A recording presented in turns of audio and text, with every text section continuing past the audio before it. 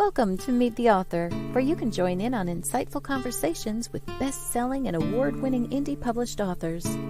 Your hosts today are Rob and Joan, who themselves are indie published authors, book publicists, and paranormal investigators with Tampa Bay Spirits, based in Tampa Bay, Florida.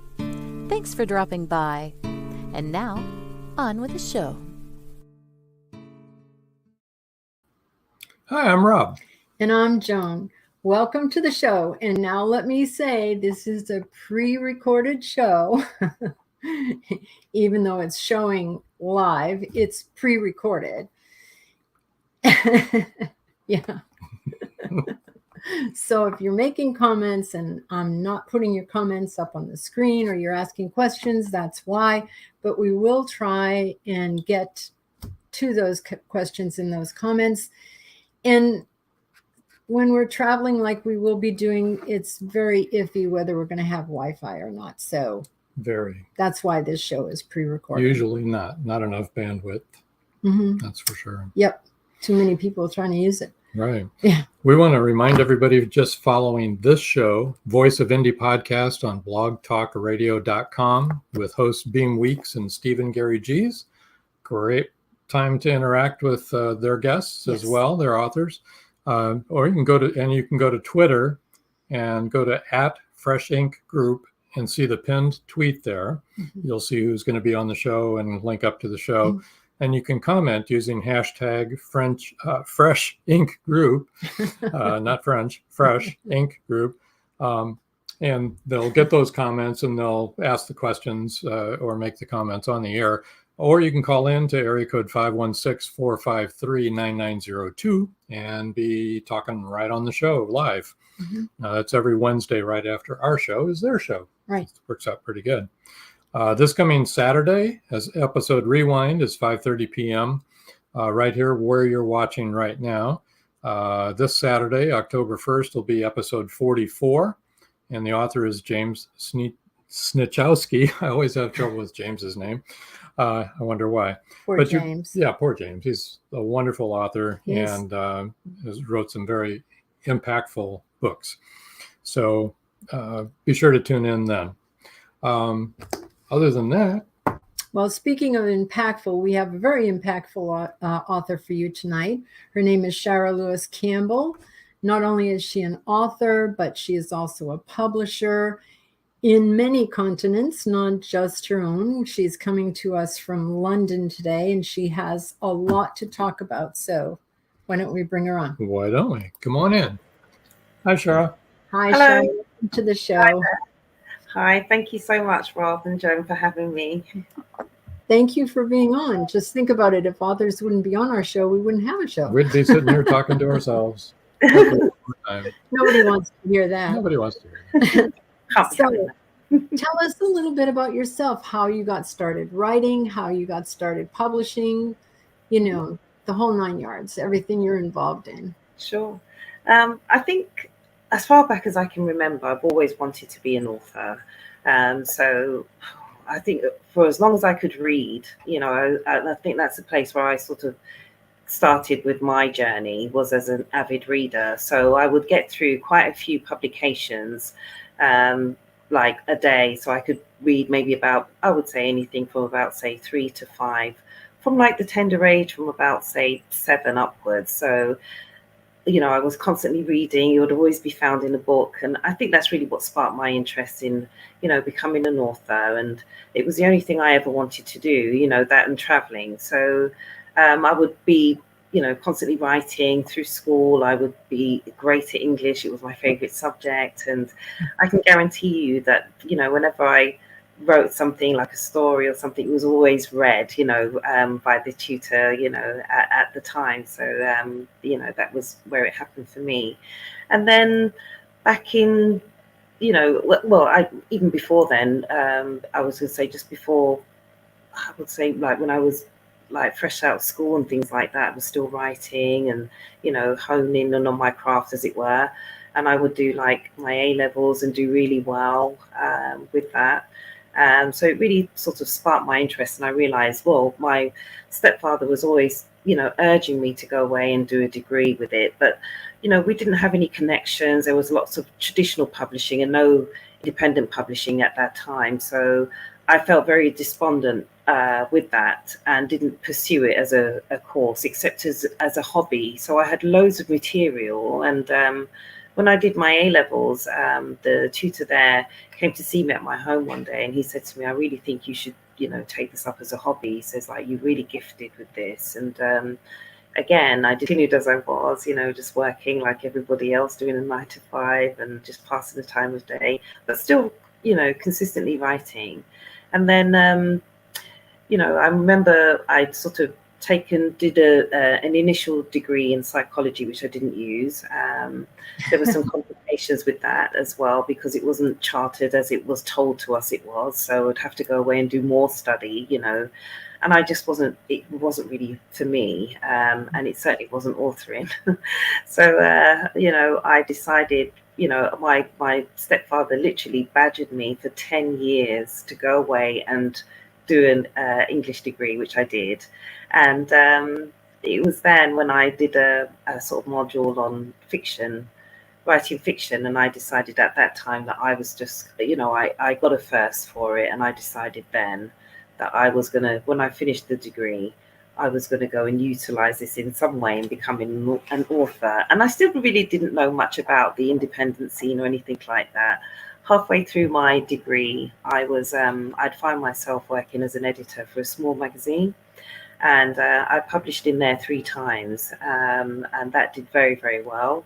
And it's where I sort of learned all my publishing skills and honed a bit more about my writing, and still writing, but I was very much doing it in secret. I wasn't telling anybody that I was doing it, and I was a shy writer, and I wasn't, I felt that I wrote from a very genuine place, and I wasn't quite willing to share that information with anybody else at that time. I was very protective of the work, and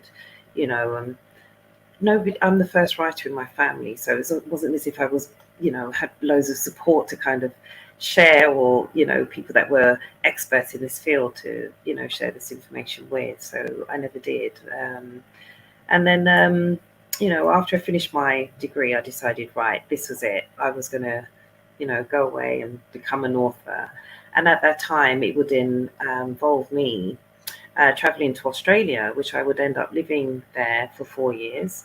And during that time, I would still do lots of traveling as well. So I was really living out my best life, as it were, traveling, writing, and, just as I visualized it, as a kid, as I was saying to you, I was now doing that, writing about my experiences.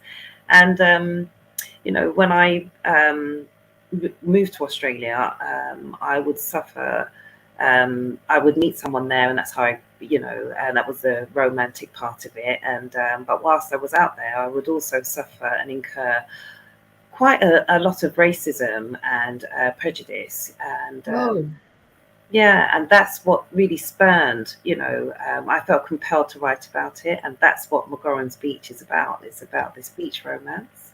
Oh, wait a minute. Let me bring up that book while we're thinking about it. Let me show the cover. There you go. I didn't know that. Yeah. Yes, that's very warm. Yes. That's the one. Yeah. So Beach. That's right. So in this particular book, in this first book, it really just sort of outlines the story of the romance, and not so much. It doesn't go into great detail. It just kind of gives you a really sort of in-depth outline as to why I was there, how that came about, why I would end up there for 4 years, and talks about, you sense it doesn't go into any of the racism or anything like that at the time, but you sense that something's going to transpire, Okay. And it's written in third-person character as well, so I don't sort of let on that I'm the person that's the book is about, at the time. Right. It's based on a true story. And then at the end of it, I give the big reveal, and I tell them that it's myself that's gone through this, experience. And then that comprises like the second book, which I write a year later. And I must say as well, the first and second book are all written in real time. So as the events occur, I write about them. And, the betrayal, McGorran's Beach, the betrayal, really goes into a lot of detail as to the events and, breaks it down a lot more. And let me tell the listening audience who are not watching, the first book is McGorran's Beach, and that's what SHARA was just talking about. And then McGorran's Beach, the betrayal, is the second one. So that's the second year that she is there. That's right. Go ahead now. So does that go more into the racism that you were facing? Yeah, it goes into the racism and the prejudice. So it really does explain it all. I mean, there's nothing that's left out, in regards to that. So that second book just really breaks down all the information, all the different experiences I went through in great detail. So I think the first book was like about 90 pages, about 90, 100 pages. And the second book is almost 400 pages, so it really does break down the detail of it. But what it does in the second book, which is what's really, the theme that I think is depicted all throughout, is the overcoming the adversary, that I went through, the being stranded, where I was stranded in the second book. I don't want to give too much away, otherwise people want to see it. There's parts of it where I'm sort of left stranded on my own. So I've traveled, Australia was never a place that I'd been to before 2016, but it was a place that I'd always wanted to go to as long as I'd always wanted to become an author. So, the two coincided really, really well for me. So it talks about those experiences and what I went through, but it also talks about how I was able to overcome it as well. And I think that's the really important part for me in the book. So when people, I wrote those two books, they're my first two books, and I think in all, I've done like 8 or 9 publications altogether. So, after the second book, I was quite drained and wanting to, and the second book kind of hones in on like the second and third year of my time in Australia, and then like the last book, which is currently being written, which is McGorran's Beach, Lies and Deceit, and that has a whole new book cover because I wanted to take a good amount of time out from it. I felt quite drained after the second book, and just wanted to write about other things that interested me, I didn't want to come across as a one-trick pony. And I think that if I had written this third book after the second book, I don't think I would have wrote. I think it would have put me off writing for life, to be honest. Yeah, there you go. Yeah, so I'm glad that I've been done. Yeah, I would have been, definitely. So, I'm so the cover, for those that are just listening and not watching the vodcast, I just want to mention that the covers of both McGorran's Beach and McGorran's Beach, The Betrayal, are both very pretty. It looked like an Australian beach to me. Colorful beach. And scenes, but Lies and Deceit is very dark. Yeah. It's dark cliffs, dark water, Stormy dark skies. sky. Yeah. Yes. Very, very different, isn't it? Does that mirror what's being told in Lies and Deceit? I think that I would say two things in that McGorran's Beach is actually a beach in Australia. So that's the beach where this all took place. And it's a 90-mile beach as well. And it looks nothing like the beach that you see on the covers of my books. And the reason for that is because it wouldn't have told the story in the right way for me. It was very intense, my time in Australia. I don't think that many people have experienced it the way I have when I was out there, which was unfortunate. But there was also some very great things to come out of Australia for me. It helped to put me in the position that I'm in today, which I can't complain about at all. And I'm in a very, very happy place indeed. I couldn't ask for more, in terms of where my career has led me to. But yeah, I just think that the McGorran's Beach for me, the story that I tell is a very different one than the time that I've experienced on McGorran's Beach. I loved it there, you know. Not many Australians do actually on McGorran's Beach because it's very open. So, you know, you get a lot of sort of direct sunlight and it can be quite windy and so forth. But as a beach, I really loved it. You know, it's What part of Australia is that in? It's in Melbourne, but it's in South Gippsland. So it's yeah, it's down there. I'm surprised I remember that after all this time. Let's go on to a couple of your other books here too. Beauty and the Beast, Two Souls Connected by Divine Literature. You want to tell us a little bit about that? Yeah, sure. So that particular book is, I don't know where it ranks.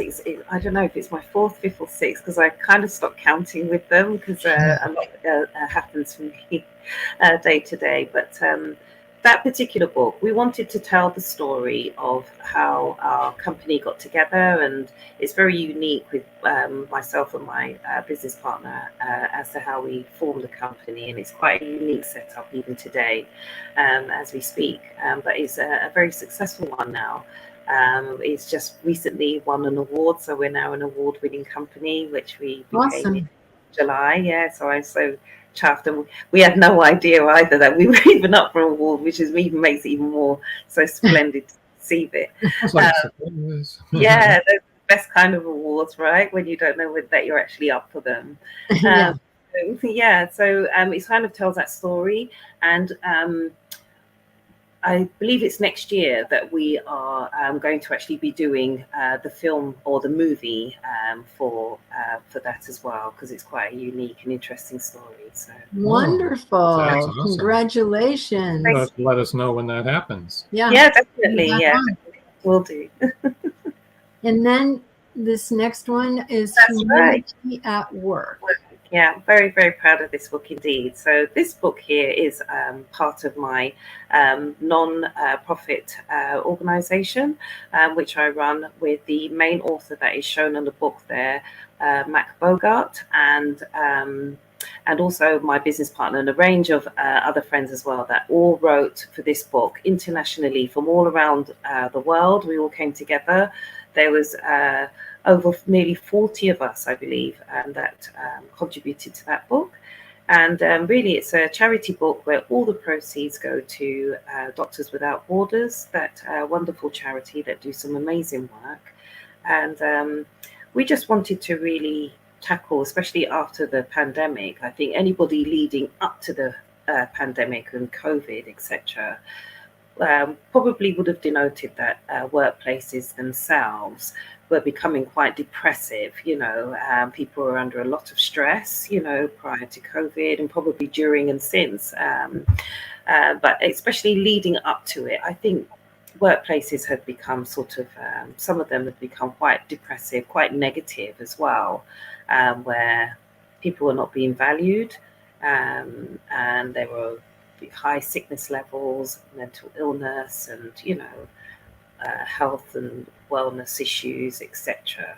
So I think that COVID, although it was a very scary and unprecedented time, also gave us a lot of time to kind of think, you know, within ourselves, what are we doing, you know, to ourselves, to each other, you know, we're burning ourselves out, you know, we're not doing the jobs that we want to do, we're not very committed, you know, we're just there as it is, you know, it was all very negative. Can you describe the cover for us and the meaning behind it? So it's a collection of hands, and they're all put together to form what should be like the brain, you know, and how we should function. So, and they're all different hands of all different, you know, walks of life and races and so on. It's a pretty cool idea. I think so too. It's quick for a commercial. Okay, we have to take a quick commercial break. For those of you watching or listening, don't go away. We'll be right back. Just sit right where you are, SHARA. We'll be right back. Thank you. They thought the siren was dead. They thought the siren was In dead. the novel, Siren Song, by author George Dismukes, James Harmon shot her twice. Several people saw her dead body sinking slowly into the abyss. But now, in Siren Song 2, evidence suggests that she may still be alive. She killed that boatload of people. It was her! And she's just getting started! Angie, that's impossible. The cold chill up my spine tells me it's not impossible. We've got to start all over again. And this time, do it right. Siren Song 2. The story continues. Available on Amazon, Barnes & Noble, and many other bookseller websites. Get your copy today. At Indie Book Source, you can shop by genre or by author, and you will be buying direct from the author's main purchase link. We offer hundreds of titles in formats that include ebooks, paperback, hardbound, and audiobook. Support an indie author. Visit indiebooksource.com today. In a world where advancing technology is outpacing crime solving, the O'Rourke team continues their relentless pursuit of justice. Bioprints is the first book in the O'Rourke crime novel series where it's high-tech crime versus old-fashioned detective work. Visit carternovels.com or amazon.com and check out Bioprints today. And we're back. Welcome back. I have one more book to go through. No, two. Two more. Here we go. Poetic Declarations. Yeah, love that book. So that's how I met that's the first book myself and my business partner ever published. And that was way before we even had our publishing company. So this would mark the sort of the beginning of our sort of union, as it were, as co-authors. And this was the first time I would have co-authored with anyone. So we weren't even business partners at this time. You know, this was just someone who was very keen to publish, and we're in extraordinary circumstances. So I agreed to, felt compelled really to actually, after hearing their story, to publish their first work, and this would be it. So yeah, really pleased. That's really interesting. In 39 Steps, The Nation's Glory. That's right. I published that. That's actually my second book. So I published McGorran's Beach first, then this one, and just because I was so keen to publish again, you know, and just say that I wanted to, you know, I was very keen to publish. And that one there is very special to me, actually. I actually presented that or started working on that piece, that book there, as part of one of my novels for one of my writing fiction courses that I did at uni. And I would then go on to develop it a bit more. And I got a first for that. So I would then go on to develop it a bit more thereafter the course and publish it as well as a novel. You want to tell us what it's about a little bit? Yeah, sure. It's actually a parody based on one of my heroes, which is Usain Bolt, you know, the Olympic runner. So Yes. It's based on him. So I just basically wrote a short story about him and around one of his races, and that's why it's called that. Aha, 39 Steps. Yeah. Now I get it. Mhm. Is there anything else you'd like to talk about? Your publishing, your nonprofits, anything else you'd like to discuss? Yeah, I'd just like to say that obviously I have a publishing company, Beauty and the Beast Publishing. We've had that 2 years. It's now an award-winning company, so I'm so very, very proud of that fact. We got the award back in July and we earned that from the Black British Olympics Expo USA. So we're very pleased to have that award and acknowledgement from them. Outside of that as well, I own two nonprofits, not myself, but as a collective. So we own the Humanity at Work Foundation, as I mentioned, which is a part of that book that you showed earlier. And that's all the proceeds for that go to Doctors Without Borders. We're currently working on the second book series for that, and still deciding on to determine which charity will get the proceeds for that. It will be a different one other than Doctors Without Borders, and that will be kind of like the process for sort of every book that we bring out under that non-profit organisation. And then outside of that, I have I'm also co-founder of The Shift, which is another non-profit, and we look at ways of creating generational wealth through writing, as well as sort of raising awareness and fundraising for that organisation as well, and also looking at ways of creating and developing generational wealth for upcoming generations. So that's very important to us.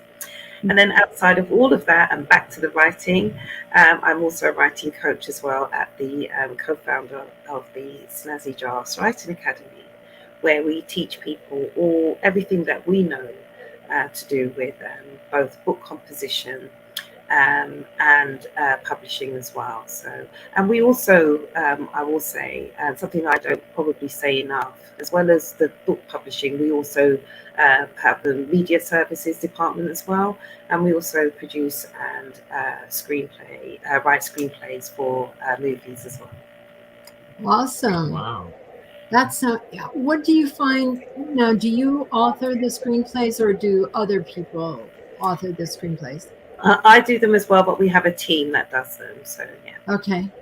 So you personally, do you find writing screenplays more difficult, or just as difficult, or more easy, or just as easy as writing a book? I think with the screenplays, there's a lot more restrictions in terms of how they look, so in terms of how they're set. Yeah.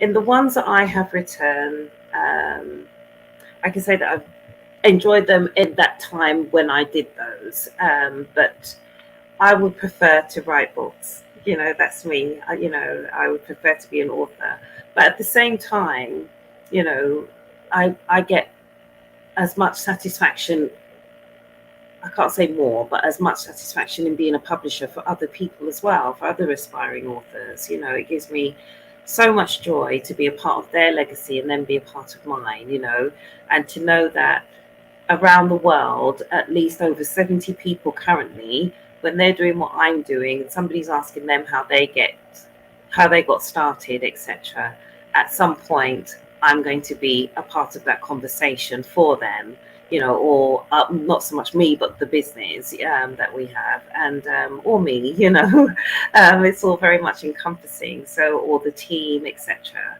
and that's always going to be the buzz for me, really, because whilst I'm a part of their legacy, it's an exchange of legacy, isn't it? Building, so they form a part of mine as well, and yeah, it's just really nice to have those connections and to be making that difference in the world. It really is. Yeah, we love having this platform where we can give authors the chance to be known and heard, and for people to meet them. It's fun, and it's great to be able to do that. Yeah. Sorry, people, if we're getting a bunch of feedback, but Why?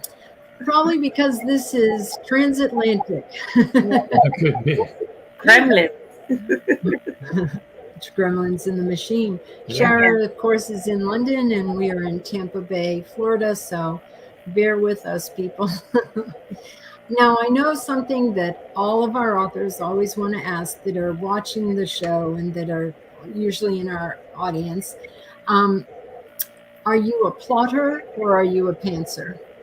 And you've heard those terms before, right? Yeah. I would say probably a plotter, more so, of the two. You realize you're in the minority, right? Yes, I love the question.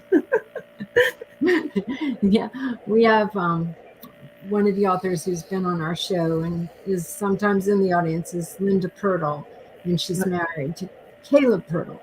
Caleb is a pantser, and Linda is a retired English teacher / principal, and she is definitely a plotter. So it's an interesting concept. I think that a lot of people are maybe hybrid. Yeah, Fall somewhere in the middle of that. I agree. Yeah. Because So you have to kudos have to the a little plotters. bit of plotting to. I think so, definitely. Oh yeah. I mean, we're definitely more pantsers than. Yeah, but every once in a while you have to set down Yeah. some, outline, to see where you're at so you don't Definitely. get lost. Yeah, exactly. It helps me to keep on track. Yeah. Well, I like to research. And so when I research, I keep a lot of notes. Yes. And obviously, otherwise, why do the research? You're not going to keep notes about it. But those notes are really helpful when you're wanting to do something. And that's the same thing with plotting. It's really helpful when your characters get carried away and start going down the garden path. Yeah, definitely. Yeah, and it's nice to see how they evolve. It's especially, I think, as well, when you have the luxury of sort of writing a series like McGoran's Beach, and it's based on a true story. You have the freedom to kind of do what you want with it, because it's only you that knows what parts of it, is actually the true story. And what parts, it's for everyone else to determine. Did that really happen? Or I don't want to ever want to spoil it for anyone. Yeah. Has anyone ever asked you, did that really happen? Yeah, they do. They say to me, I can't believe that's happened more than anything else. So, but yeah. Yeah, I know that even in our books, ours are definitely, fiction. Fiction. And but some of the things that we've written in there, because they're murder mysteries, are really disturbing. Yeah,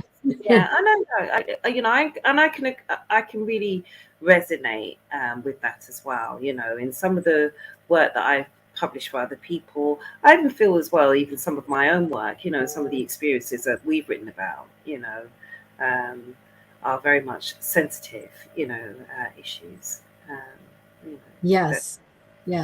You have to have a certain sort of strength and mindset to kind of cope with, very strong subjects. Yes. Yeah. And probably some of our books need to have a warning for people that, for certain things, because it could be a trigger. Exactly. I have them in mind. McGoran's Beach has them. Yeah. Well, our audience already knows this, but my Rob and I have been together for 46 years, but I had a previous marriage, and it was an abusive marriage. I was married to a narcissist, and it wasn't a good thing.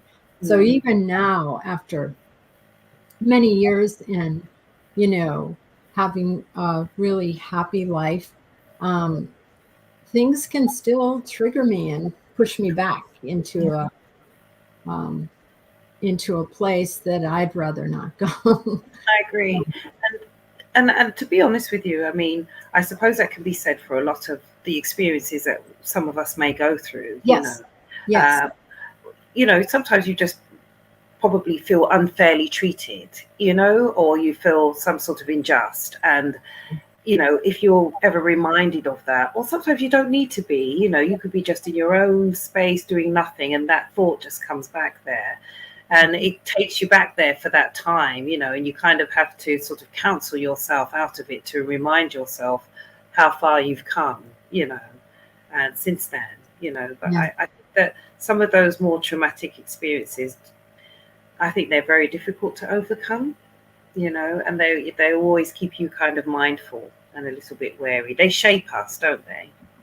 Oh, definitely. Everything that you go through makes you who you are today, and it all depends on how you respond to situations. We can't go through life blaming other people. No. You need to, even when they've abused you, it's your response that counts. That's right. And it's how you deal with that. That's right. Going forward. Yeah, exactly. And sometimes people need help to respond correctly. So. Exactly.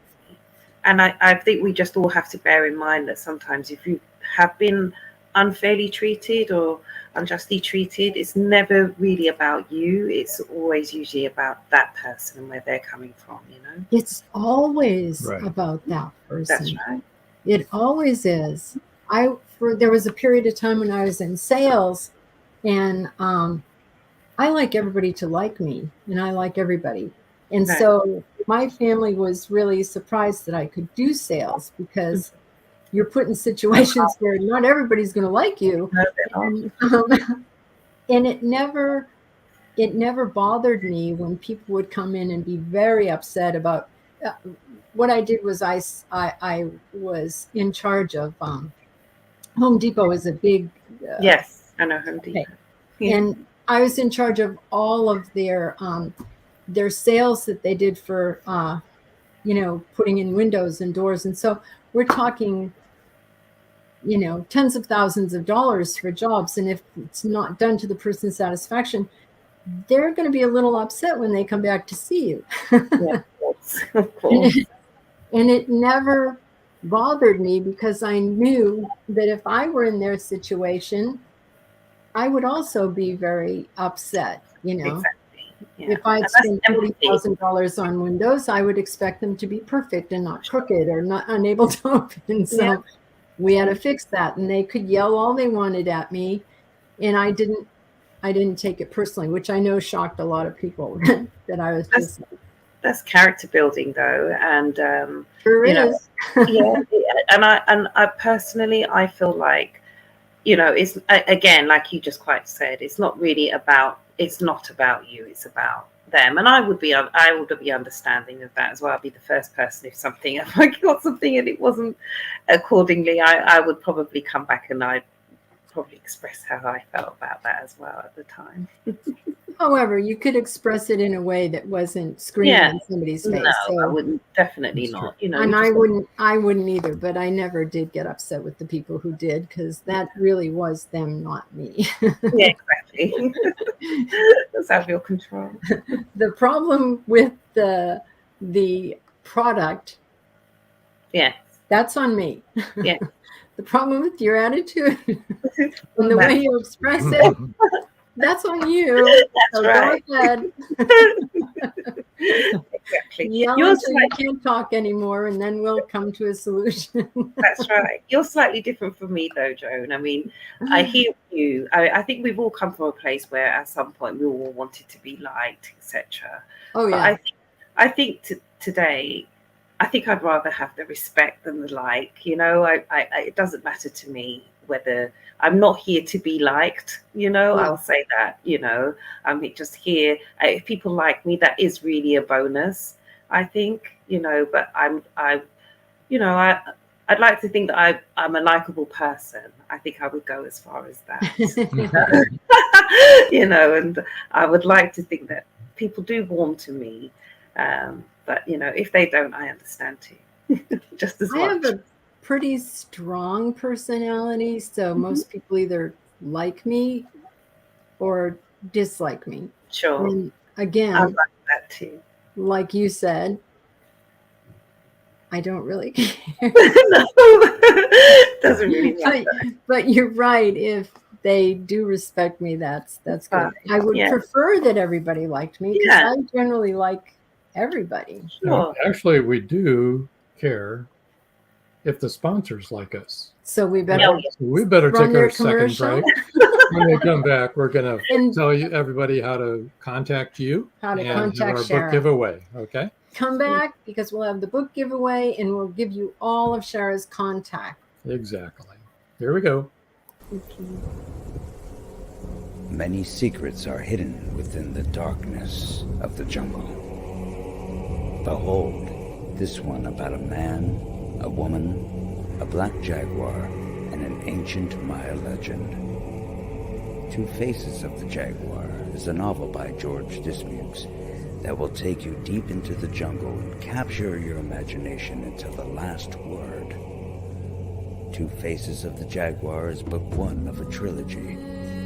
Two Faces of the Jaguar, where only the adventurous dare to read. Two Faces of the Jaguar, The Lost City, and The Jaguar's Quest are available on Amazon.com, Barnes & Noble, and many other bookseller websites. Two Faces of the Jaguar, the book people are talking about. Get your copy today.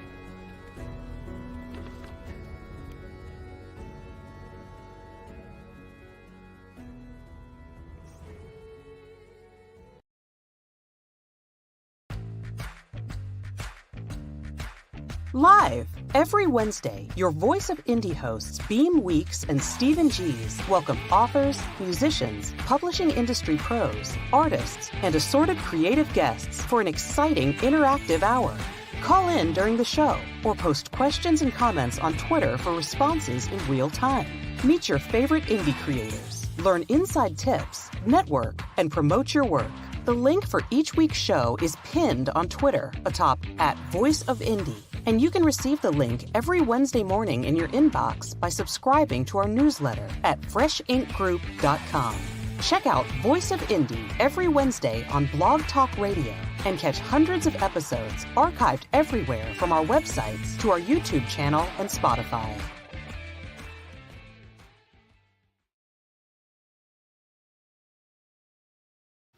And we're back.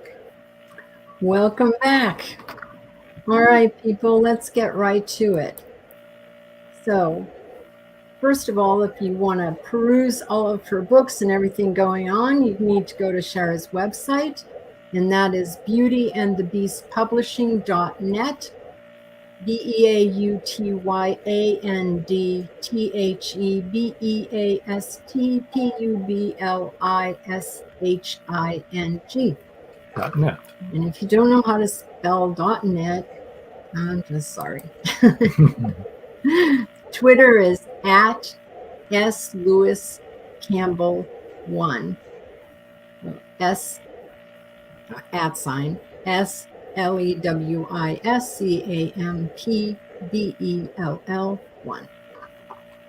Facebook, I've already spelt this, Beauty and the Beast Publishing. So that's easy. LinkedIn is s.space-Lewis-Campbell, LEWIS-CAMPBELL. And on Instagram, you can find her on Beauty and the Beast Publishing.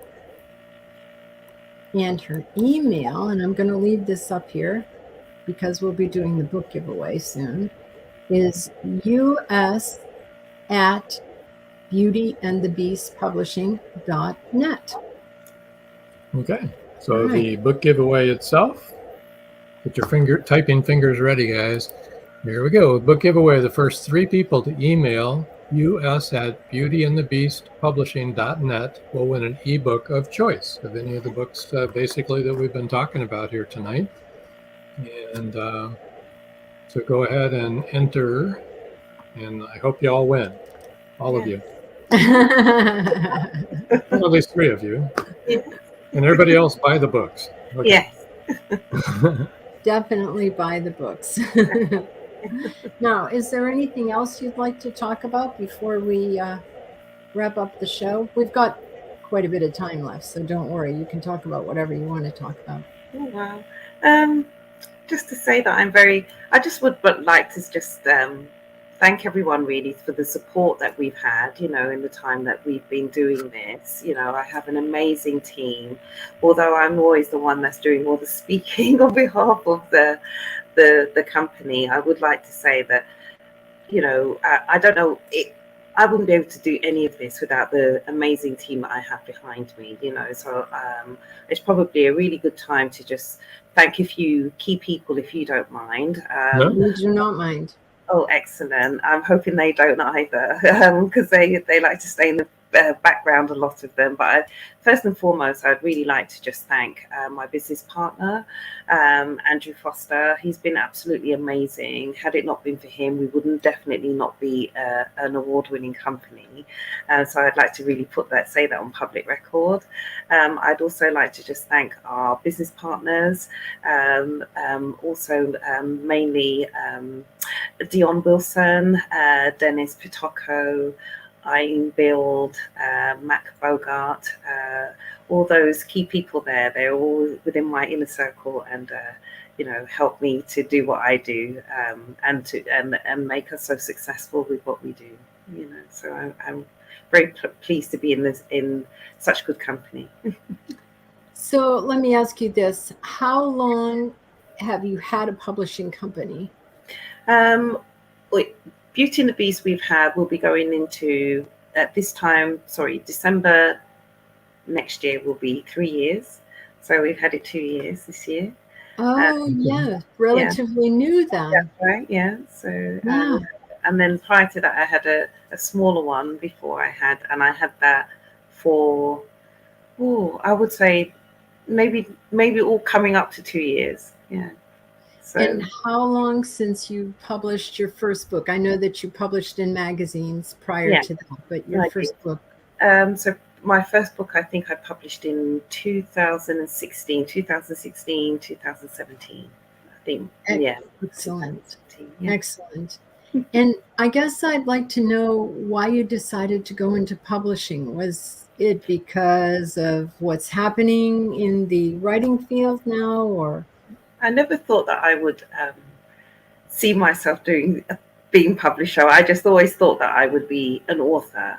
Yeah. But it was really important to me that I had the control as an author. So with that came the publishing. So when I realized that, prior to publishing my own work, I was publishing anyway, in terms of the editing that we were doing, and for the magazines that I was working on behalf of. And to be honest with you, I didn't really enjoy that work as much. I was just grateful for the skill, and I never thought that I would do it as in the big way that I do today. So I have to really be thankful for places like KEP and other publishing platforms that make it so much easier for me to do what I do. I just wish they wouldn't keep changing things as often as they do. But I suppose it helps to keep me on top of my skills. So I'm all for that. But yeah, I always wanted to be an author more than I was a publisher. But I'm so pleased that I do the publishing more so than I do the authoring. As you know, with the authoring, I can't do that as quickly as I publish other people's work, because I just couldn't get through the amount of work as often. But, I'm glad that I'm in a space where I can actively publish. We've done over 70 now. So I'm really pleased with those numbers, because it means that I'm then able to sort of assist somebody else in being published. There's enough room for everyone. And if I can't publish them all myself, at least I can say I've had a hand in over 70. So I'm pleased with that, to be able to contribute to those works. Well, kind of hand in hand with that, I wanted to ask you which you get the most enjoyment out of. You're a ghostwriter, author, editor, publisher, and a writing coach. So you do all those things. Which one is your heart? Author.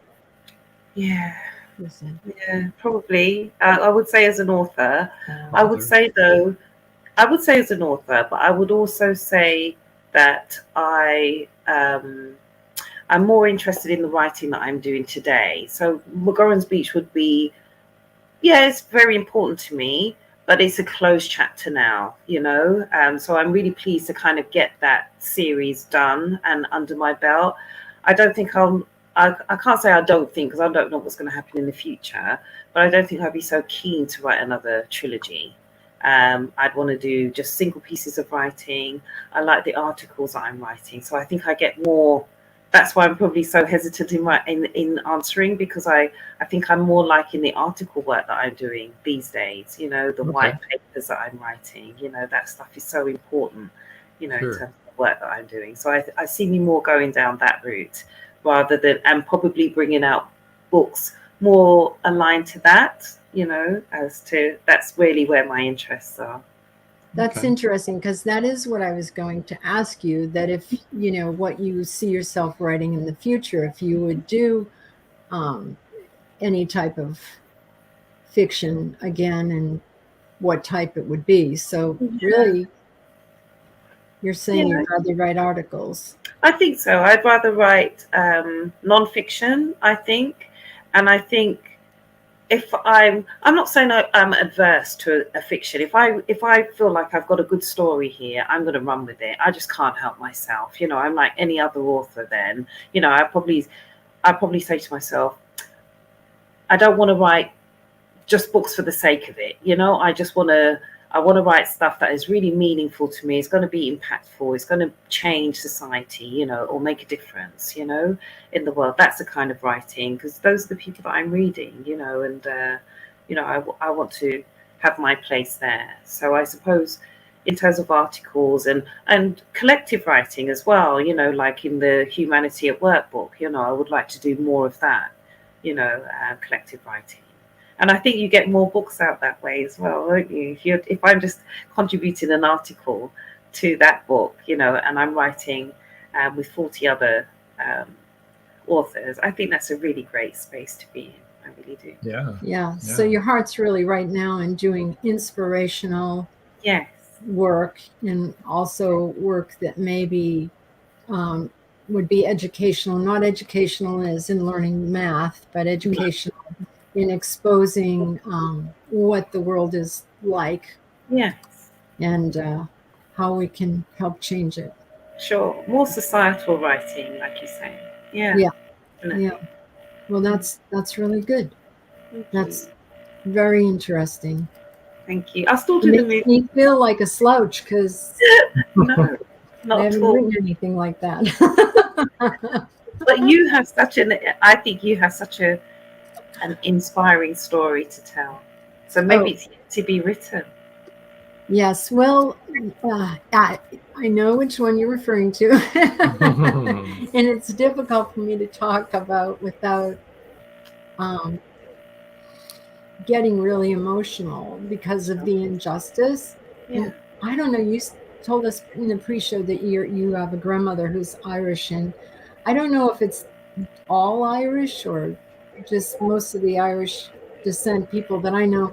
We cannot stand injustice, you know. It just, I just don't like injustice, and it's and as Irish, we often go to war about it. So you know, it's I really do not like injustice where I see it, and I do want to do something to change it. So in that respect, I've been more boots on the ground and putting my money where my mouth is instead of. I think you've got a very, very interesting story, Jo. And I hope that one day you are in a position where you feel that you can share, you know, your story, because I think we need that kind of insight. We really do. Yeah, I think I'm sure that there are a lot of people that saw things that I saw and felt the way that I felt, and I think for everyone to understand that and know that would help everyone on both sides of the spectrum. I think, I would hope. You know, you remind me of Nadine Gordimer, who I admire so much. You really do. No, I'm blushing. No, you got Nadine Gordimer vibes. That's what you're giving me. It's funny. Right now, we're actually writing. It started out as one book, an autobiographical book about, because we have 6 children and 14 grandchildren, and congratulations. Yeah, we're still here. Yeah. We're still standing. I have a lot of white hair, but I have no hair. but we're here. I'm very gray underneath all this. My hair used to be red. I used to have hair. I used to have red hair as well. Years ago. Did you? Yeah. Every shade you could think of in red. And we started writing a book about all the crazy things that has happened to our family while we were on vacations and trips, because they're really crazy stories. And they're the kind of stories, especially I think the one that we've opened the book with. So many things happened in the first hour of the trip that literally people would say, did that really happen? And why didn't you go back home? Oh, definitely. Why didn't you turn around and go home? Uh-huh. And I mean, it's just insane what we saw and experienced in the first hour, and it only went on from there. What should have been, how many hours should that drive have taken us? 6 maybe. 6-hour drive. 15 hours later, we still weren't there. We were in 2 separate vehicles. It was way back in the day before cell phones or anything. So each parent was driving a different vehicle. Were you towing a pop-up camper? Mm-hmm. And he was towing a pop-up camper. I got to be in the Trans Am. I'm not stupid. And so I am. And so, no, you're just more skilled than I am. Oh, okay. Good cover. So the kids would hold up signs, right? We'd have them write signs with magic marker in a cardboard and pull up beside the other person if we needed something, right? And about 15 hours in, I had my daughter write up a sign that says, "Mom says, pull over right now." And I said to him, I have had it. We need to find a place to stay, like right now. And so instead of finishing the rest of the trip, we stopped in a motel for the night instead of going on to the campground, because it was just insane. And when we got to that motel, we pulled in, and like I said, he was driving a station wagon that was towing a pop-up camper, and it was packed with all kinds of stuff. And I was in the Trans Am. So when I pulled into the motel, I pulled into the slot for that room. He pulled in across a couple of parking spaces across the way from it, because, it had a trailer on it. And we were on the bottom floor, the first floor. And on the second floor, when I pulled up, there was this, what looked like a metal band. This was back in the 70s. Mm-hmm. Yeah. And so there were these guys drinking beer out of beer bottles, and they didn't have any shirts on. They just had leather vests, and they had, 80s, maybe it was the early 80s, and they had on spike collars and long hair. And we pulled up, and the one guy takes his beer bottle and points towards Rob's car and says, "Oh, look, it's the Griswolds." And they're all laughing. I'm in my car right underneath where they're standing. So I get out of the car, and I know that all 6 of the kids are like, uh-oh, Mom's mad. And I looked up at them, and I said, I yelled, "You just shut up. I've been driving for 15 hours. I'm exhausted. Just shut up. That is my husband. Those are my children. We are going in here. We're going to bed. I do not want to hear a door slam. I do not want to hear you walking. I do not want to hear a beer bottle drink. Do you understand me?" And these really tough-looking heavy metal guys go, "Yes, ma'am." And turned around and walked into the room and slowly closed the door. We didn't hear anything from them again. No, not a peep. Good for you. But that really happened. Yeah. That's not a made-up story, but I think people would look at that and think, "Oh, that didn't happen." So there's lots of stories, yes. But this is about you. I agree with you. I can totally resonate with you there as well. I mean, my first ever book that I wrote about, funny enough, was called The Holiday of Discontent. Yeah. So this is why I'm laughing so much, and I just remember about what I wrote in there.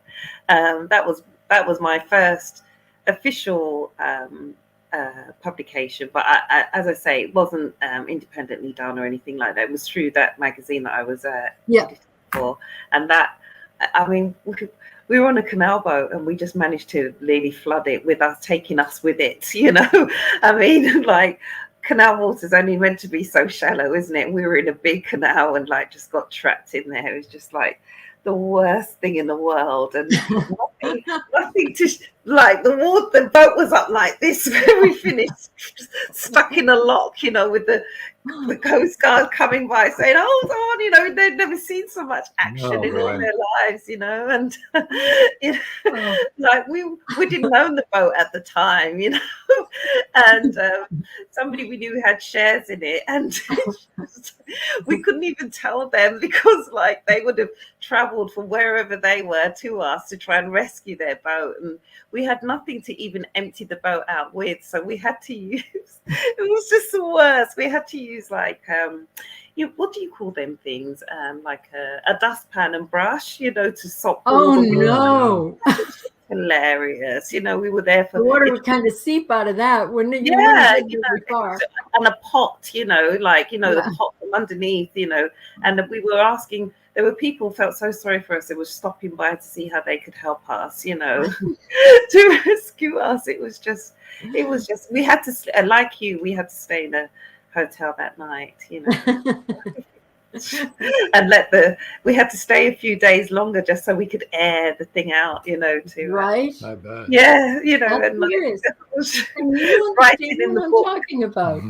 Yeah, almost every one of our vacations went something like that. Yeah. Well, I must say that was the only one, and I never went on it ever again. After that, well, no matter what kind of vacation we went on, that is kind of the way that it went. So it didn't matter what you did. I mean, I remember one time we were driving through the redwoods, and it was all switchback trails, and everyone got car sick. We pulled over to the side of the road, and this whole motorcycle gang of Hell's Angels came up and pulled up beside us, and our kids are all like, "Oh my God." And then did we cut them off back there or something? Oh no. Are they going to murder us? And meanwhile, we're all getting sick over the edge of this cliff, right? And they jump off their motorcycles, and they all went over to the side, and they got sick. They were all getting sick too. So. And they jumped back on their motorcycles, and they said, "This is a beast, isn't it?" It was pretty funny, though. I mean, you see a whole bunch of Hell's Angels ride up on motorcycles, and you don't think you're going to bond. Yeah, not very well. But we did. We did. So let me ask you the question that I usually ask all of our guests. Yeah. What advice would you have for somebody who wants to set out in writing but isn't really got the bravery to do it? Just get on with it. Just write. There's nothing you can do except to write. There's no. We can't work with an idea. We can't. There's very little that can be done. I mean, you can work with an idea, but you've got to get it down, written, so that someone else can see it. So written or typed, however you wish to present it. But it's got to be in a legible format for somebody else to interpret it and be able to bring it to fruition and give it the life that it needs. So just write. I wouldn't worry about whether you're an expert. Just think about when you were last at school and you had to write a story and take it from there. That's what I would do. And just write. Because if you've got like a really good story, it doesn't matter how well it's written. That's not really there's editors for that. There's proofreaders for that. That's not your concern. Your concern is to be able to translate what's all up in here, down on that paper so that somebody else can understand it, or just understand the idea. And if you can't write it, then please get somebody else to. Yeah, there you go. Yeah. Cool. Okay. Do you have anything else you'd like to share? No, not really. Okay. Cool. Not that I can think of, except that we need more authentic writers in the industry. Let's not be doing the copycat thing. We're all have our own unique stories to offer and tell. There's a place for all of us, and everybody should have a story. Everyone should have a book. So we've all got something to learn from each other. Right. That's very true. Everybody does have a story, but I think some people don't realize they have a story. Right. But they need to realize or they the do ability have. to put it on the paper. Yeah. But I think some people also think nobody wants to hear this. Right, exactly. But they do. They do. They need to. That's How are we we learn going to from learn each about other. you? People, all these people that have dropped off the face of the earth and have never told their stories. There's all those hidden talents, that we've got to change that. Yeah. Agreed. Well, thank you so much for joining us Yes. from across the pond Mhm. tonight. And I hope everybody gets onto your website and really enjoys what's there. You've got a wealth of stuff on your website there, wealth of information. It was very good meeting you, and thank you for being on the show. Thank you for having me. Appreciate it. Okay, we're going to move you over to the side. Let's see if I can get you moved up. There we go. Sometimes it sticks. So, no, it doesn't. Boy. Not really. Okay. Want to remind everybody about episode rewind this Saturday, 5:30 p.m. And right where you're at right now, episode 44. Next Wednesday is October 5th, and it's 7 o'clock, our regular show. Join us for the Magnolia Bluff Crime Chronicles Reveal Part 3. Oh my gosh. Already. Wow. We have Linda Pirtle with book 7 of the Magnolia Bluff series. That's releasing in October. Kelly Marshall with book 8. That'll be released in November. And Jinx Schwartz, book 9 for December. So all three of those authors will be on the show and telling about their part in the Magnolia Bluff Crime Chronicles. Can you believe that? No, That's crazy. finally coming to an end. That went by fast. Yeah, but there's going to be another year. So here we go again, right? Yep, series 2. Series 2. Coming up in October after that, October 12th, and Angela Hankins will be on. October 19th is Aiken Chang Lin. I'm not sure if I pronounced her name correctly, but she's going to be on the 19th. And October 26th, Marcy and Rob Korn will be on. So we've got a good month coming up in October. And do you have anything else you would like to share? No, I talked enough. You talked enough. Okay. I did. All right, then. Well, let me find out where we are here. Here we are right here. Until next time, then. That's all, folks. Good night. Night. Thank you for joining us here on Meet the Author. Make sure you stay up to date with our show by clicking like, follow, and share.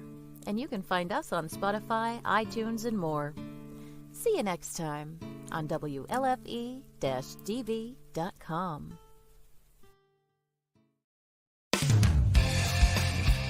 You've been listening to WLFE-DB.com, where our shows are your shows.